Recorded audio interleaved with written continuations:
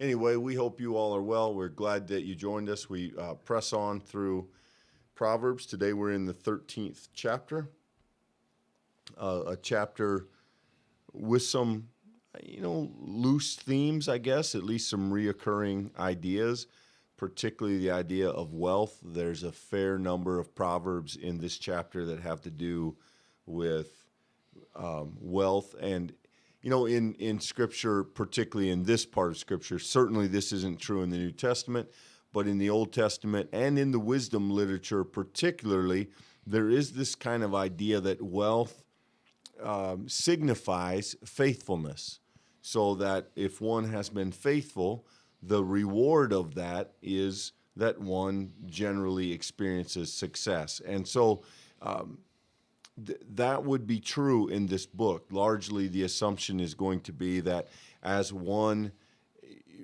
follows wisdom, as one incorporates wisdom into their life, that one of the results of that is going to be the gaining of wealth, monetary wealth. Now, how one does that is of some concern to the Proverbs. How one gets wealth, how one uses it, how one maintains it, the importance one gives it. There are lots of things to say about that.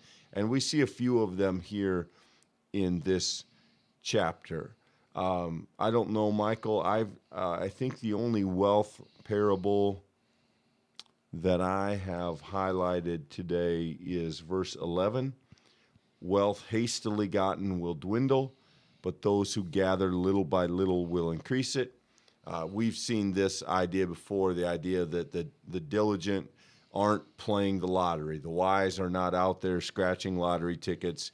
They're working, they're saving, they're making wise decisions with their money. And it's interesting. I read an article years ago about the number of people who win lotteries that go bankrupt, and it's a huge percentage. It's the vast majority of those who inherit or somehow come by large sums of money quickly are not surprisingly unprepared for it and have a horrible track record of managing it well. Yeah, I think you could probably add to this. I'm looking ahead towards verse 23. It's not just the speed with which you accumulate wealth, it's the means by which you do it. And verse 23 says, "The field of the poor may yield much food, but it is swept away through injustice." And the Proverbs are going to make point that no one's wealth should be accumulated through the advantage of another person. And there's, of course, power in starting with resource.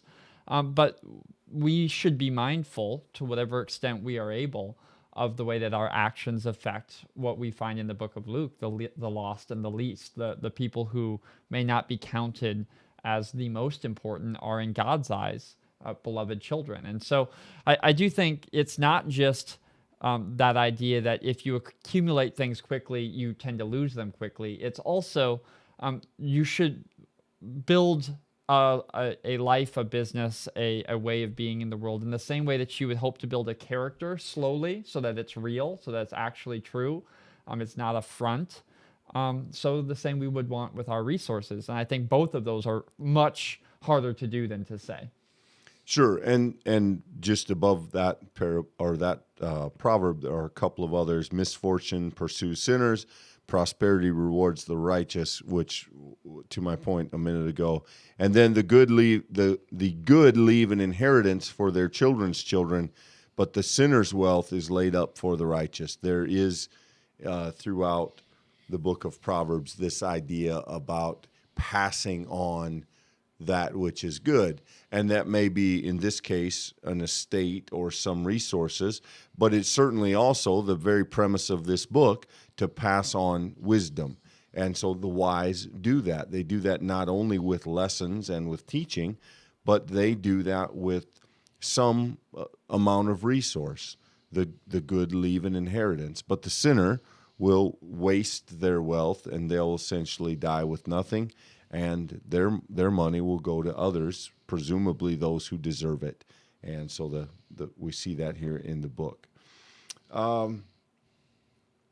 Jump back up, if you would. Verse 3 is I appreciate this. Those who guard their mouth preserve their lives. Those who open wide their lips come to ruin. There is in the book of Proverbs the encouragement to be cautious in all things, and that includes how we speak. So the idea that one should, we saw this in the book of James, several times in the book of James, the idea that one should be cautious with the way that they speak. And those who guard their words preserve their lives. They eliminate some of the problems and troubles that they could run into by speaking wisely and carefully, and even sometimes sporadically. But those who jump in and say everything, they cause problems. I think another one of these Proverbs twists that we found throughout this study comes in verse 5. The righteous hate falsehood, but the wicked act shamefully and disgracefully. That's an interesting but.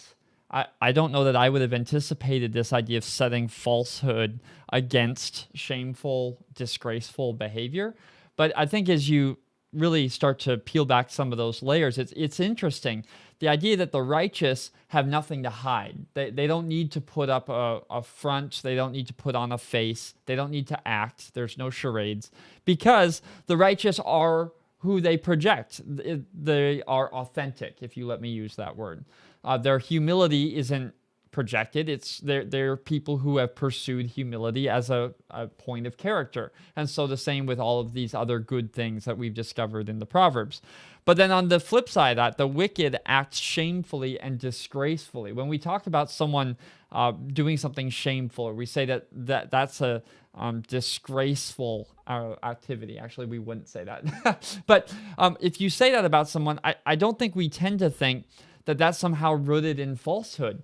But yet it is, right? If you live a life in which you embody these characteristics that go against the grain of wisdom, that is shameful. To live contrary to the way that God created the universe, this idea that wisdom is an arc that we can follow, is God's intention for the world, that if you don't do that, that's a shameful thing. And I'm not sure that we would always use that language to describe it, but I think it's interesting to see how if we pursue lives that are integrated, if we are who we project to the world, that we will be walking a road away from shame and disgrace. Yeah, verse 15, good sense wins favor, but the way of the faithless is their ruin. This is a built-in assumption in Proverbs. We've said it, and we don't want to beat it to death, but the idea that the wise take a road that moves them forward, and the foolish take a road that leads them downhill. And that we know in our life that's not always true, but in this book, that's simply the assumption. That's the picture that's painted, and the map that's given us is that wisdom takes us in far better directions and delivers us to far better places than foolishness does. I would point out in verse 20, I think this is a really interesting proverb. Whoever walks with the wise becomes wise, but the companion of fools suffers harm. I read, this would have been several years ago, read a fascinating article in which they studied friends groups. And what they found was if within a friend group, one person decided to diet and they lost a significant amount of weight, one of two things inevitably happened. Some component of their friends group also ended up losing weight, or they gravitated to a different group. The same was true of weight gain. If one person in a group gained weight, it was not uncommon for two or three of their closest acquaintances to do the same. The same was true of quitting drinking, of quitting smoking, of exercise, of reading or trying to get educated. And the point of the article was twofold. One, that we can have a tremendous impact on those around us by simply trying to do something good in our life in a way that isn't preachy and isn't, statistically speaking, if you lose 10 pounds, your best friend is more likely to lose some weight if they need to. And if you gain weight, they're likely. It's a fascinating look at the way in which we mirror one another. And secondly, and you have to be a little careful with this one, or else everybody just dumps their friends. But if you understand the idea that if you want to go a new direction in your life, you are very unlikely to get there with the people who have delivered you where you are now. And if you're dissatisfied with some level of progress in your life, one of the questions you have to ask is, are the people who surround me, are the people that I vest time and energy into, people who are helping me move the direction that I want to go? And if you've raised kids, if you've been with kids, you have this conversation a lot. If you,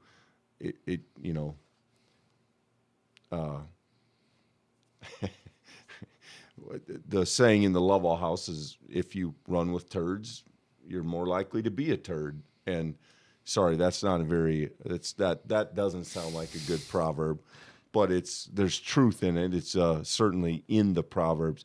And so whoever walks with the wise, you, in some sense, become and mirror that which you surround yourself with. And there's tremendous opportunity in that. Yeah, that's well said, Clint. I think I would only add to this point two things. One, this is one of the scriptural examples of advice. I think particularly, I'm thinking to the lens of young people. Mm-hmm. You share this with a young person, you will often get a head nod and zero real connection with how powerful this is. And the thing I hear over and over again is, no, I choose what I want. I chose these friends. I'm a person. I'm in control, and if they do something that's not good, I'm not going to do it. And that is 100% false. The way in which we're led by the people around us is far more nuanced than just, did they go out and make a wrong choice? It's all of the time that you spend together normalizing this thing and this thing and this thing. No kid just wakes up someday at a party doing something that they regret for the rest of their life from a day before where they didn't do anything like that, right? It takes time for us to change, and the friend group changes us slowly, and the power of that is far more than what young people especially realize. I think the other thing that I would just point out is that as we seek to surround ourselves with people who are wise, that's, I think, a clarion call in a Christian context for Christian community. This idea that you can be Christian without all of the other people. And let's face it, sometimes being in a church family is like being in any family. There's frustrating people, there's frustrating moments. It's not always easy to be in fellowship with one another. But I would argue we can't do it alone, that we must walk with the wise or we will take our own paths to foolishness. And that's not always easy, but it's always what we're called to as people of God. Yeah, and as we're sort of talking about young people, Michael, let's jump into what may be the most controversial certainly proverb very quoted proverb. In this chapter. You may know a version of this, but verse 24 here, those who spare the rod hate their children, but those who love them are diligent to discipline them. It is unfortunate that this phrase doesn't translate very well culturally speaking. The idea of sparing the rod or not punishing a child is, in our day, kind of a tough sell. And we couldn't get caught up on that. And clearly, we have to say that the Bible is not advocating abuse, but in the context of the culture of the Bible, this is how they talk about keeping kids on the straight and narrow with some sort of corporal punishment. Now, whether or not you choose to do that, that's all well and good. The point of this parable shouldn't be lost, though, that we do our children a disservice when we fail to discipline them. And we have all, I suspect, had moments where we were subjected to undisciplined children that belong to someone else, and those are not fun moments when you see people who seem to just turn their kids loose and those kids have no discipline. And this is a challenge, I think, to parents, not to physically discipline their children, though, I mean, we could have conversations about what's most effective.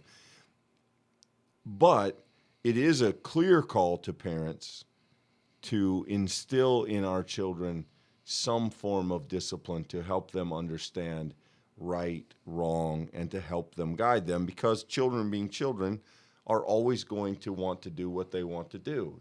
That's what it means to be a child, is to live without the idea that there's some bigger picture than my preference and my desire. And as we grow out of that, one of the ways we get there is the discipline, the showing of a better way by those who love us. You know, I've always thought that children desperately need boundaries. I think that's, for me, the word that I come to with this text. And I'll tell you, I didn't come to First Pres with a whole lot of experience leading group games with youth. So there was a lot of on-the-job learning in the first couple of years. And I'll just tell you with 100% confidence that if you lead any kind of game and you do not have a referee who calls out rules, it will be absolute anarchy. Somebody's going to get hurt, or even if someone doesn't get hurt, there will be no game that happens. Nothing discernibly good will occur on whatever playing field you've set up. And that's because when there's this sense that there's no outer limit, then kids are running this way and the kid's throwing a ball over there, and even the game didn't have a ball in it, right? And I think that's clearly true with children, Clint. But that's also on some level a reflection of the parent, right? And one of the reasons I think that we respond to this beginning language, spare the rod, is because many parents have misused the rod. They themselves have not had boundaries in their life, and we know how dangerous that is. That's dangerous to self, and it can be very dangerous to children. And I think whether or not you can relate to that idea of being disciplined, we all have some stake in recognizing that we do need boundaries in our life, that we need to practice good boundaries. And then the hope is that we can pass on that practice and commitment to the children or to the young people in our life. Yeah, there's a school of parenting thought that I've always thought said it well, that the point of discipline is to allow our children to experience small consequences before they grow up and experience big consequences. So the idea is that if you learn right and wrong, and if you learn proper behavior and things like that, if you learn don't steal and that doesn't belong to you and don't hit, and that has a small consequence. No, you're going to bed early. Oh, no dessert today. Whatever that might, you have to skip the movie this weekend. That those are manageable consequences, but in the adult world, stealing, anger, violence, those things have massive consequences. And so I this idea of teaching children small punishments to help them avoid worse later is, I think, not a bad, I mean, it seems to me there's wisdom in that. Moving towards conclusion here, I think the last thing I want to point out is actually the last verse of the chapter, Clint. The righteous have enough to satisfy their appetite, but the belly of the wicked is empty. If you let me paraphrase this, those who are right in the eyes of God are grateful, that they live in spirits of gratitude. They experience enough. And I'm not sure that we always give gratitude that kind of force. Being satisfied is actually a sign of being right. And I think that's really good. We can leave this conversation today, each one of us striving to find something in our life to be grateful for. You might not be in a season where that comes easy, but if we live our entire life out of this empty belly, this need to fill ourselves with more things, you can fill in the blank, more stuff, more of an addiction, more of a relationship, more of a job, whatever. If you're always trying to fill yourself up with another thing because it's a bottomless pit, you will never find yourself in that place of righteousness. And we would all do well to practice gratitude in the small places today, because that leads us towards bigger things. Yeah, well said, Michael. Well, that is chapter 13. We're glad that you were willing to go through some of it with us, and we look forward to continuing the conversation. Probably this week we'll stick with the chapter-by-chapter approach. I don't know if we'll make our way through the entire book that way. We're still kind of talking that through, but there's some, I think chapter 14 is a strong chapter, so we will do that again tomorrow and have a chance to look at some of what it offers us. Thanks, everybody. We will see you tomorrow. Have a good afternoon. Thank you for spending time with us today as we study Scripture together. If you haven't already, we would invite you to follow us on Facebook or subscribe on YouTube. It's a great way to get notified when these studies happen every day at 2 p.m. Central Standard Time. Of course, if you've already done that, we would love for you to be able to give the video a like, to share it if you're on Facebook. This is a great way for other people to find the Bible study and be able to join us in this time studying Scripture. If this is your first time here, welcome.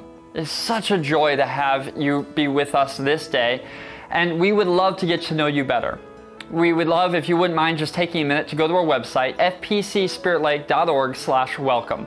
We'd love to get your name and email address, and we'll follow up with you personally to thank you for spending time with us this day. And for each and every person that is able to study Scripture and engage in this conversation, we want to say thank you. We look forward to our next time with you every weekday at 2 p.m. Central Standard Time. And until then, God bless.